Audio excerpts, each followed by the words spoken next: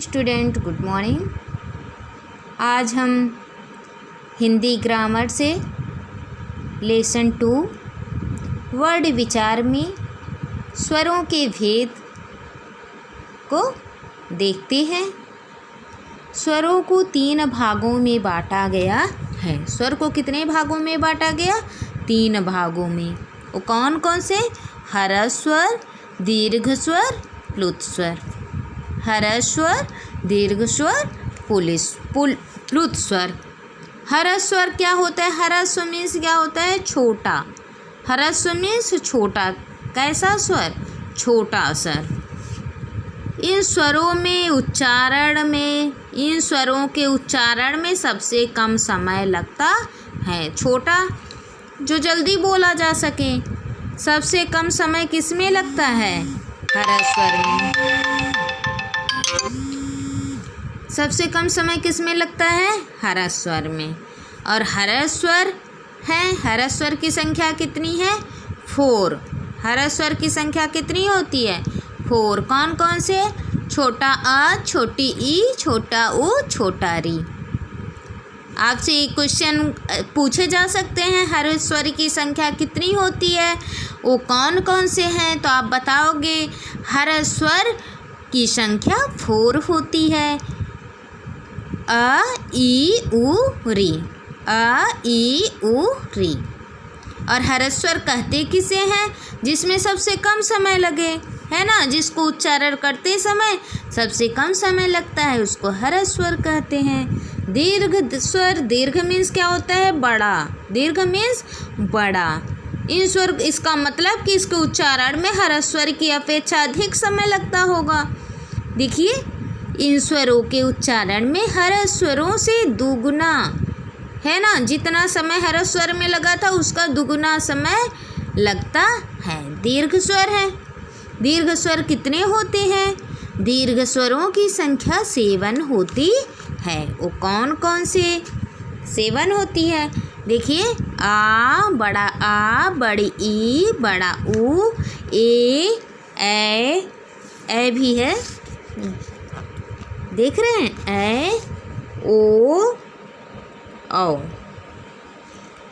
आपसे पूछा जा सकता है दीर्घ स्वर किसे कहते हैं? तो आप बताओगे जिन स्वरों के उच्चारण में ह्रस्वर से दुगुना समय लगता है उसको दीर्घ स्वर कहते हैं। दीर्घ स्वर की संख्या 7 होती है।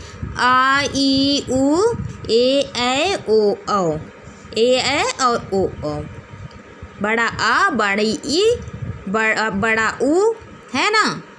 ए, और ओ, औ। फिर थर्ड कौन सा स्वर है? प्लुत स्वर। इन स्वरों के उच्चारण में ह्रस्वर से 3 समय लगता है। 3 गुना का समय लगता है। जितना ह्रस्वर को बोलने में लगता है समय लगता है, उसका दुगुना समय दीर्घ स्वर का लगता है। और प्लुत स्वर में 3 समय लगता है। 3 गुना का समय लगता है। इसका चिन्ह क्या है? यस की तरह चिन्ह होता है। ठीक है, बताएं, यहाँ पर देख रहे हैं, ऐसे बना होता है। अब हम देखते हैं क्या? स्वरों की मात्राएं। स्वरों की मात्राएं। स्वर तो हम लोग पढ़े ही हैं।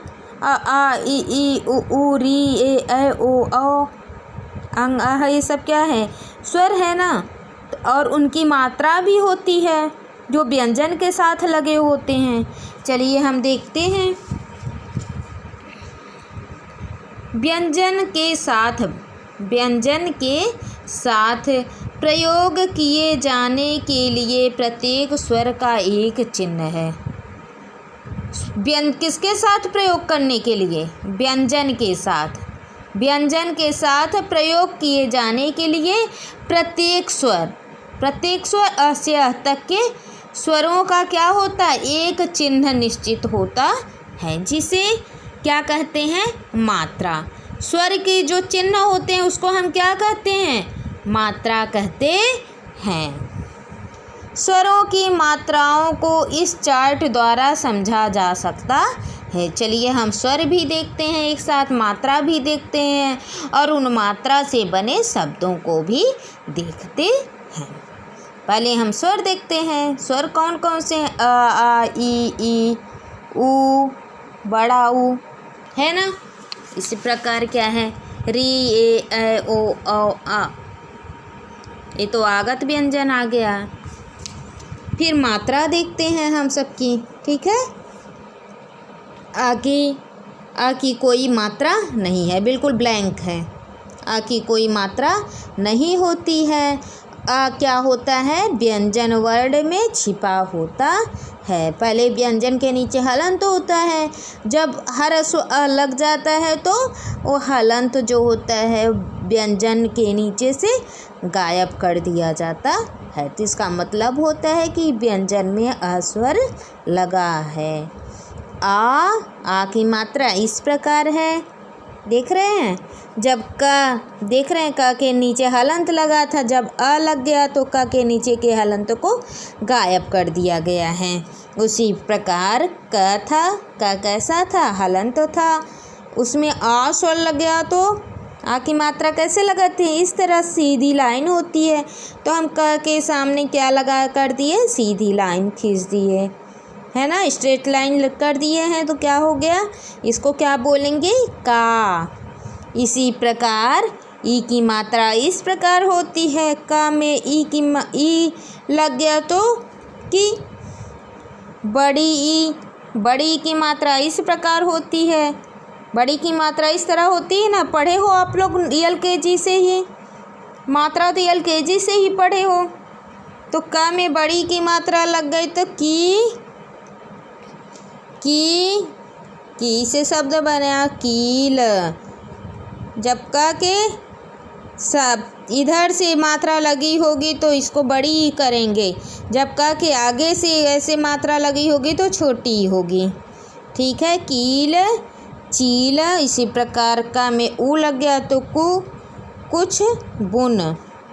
बड़ा ऊ की मात्रा इस प्रकार लगाते हैं, बड़ा ऊ इस प्रकार लगाते हैं। का में बड़ा ऊ लगा दिए तो कूल, कूड़ा।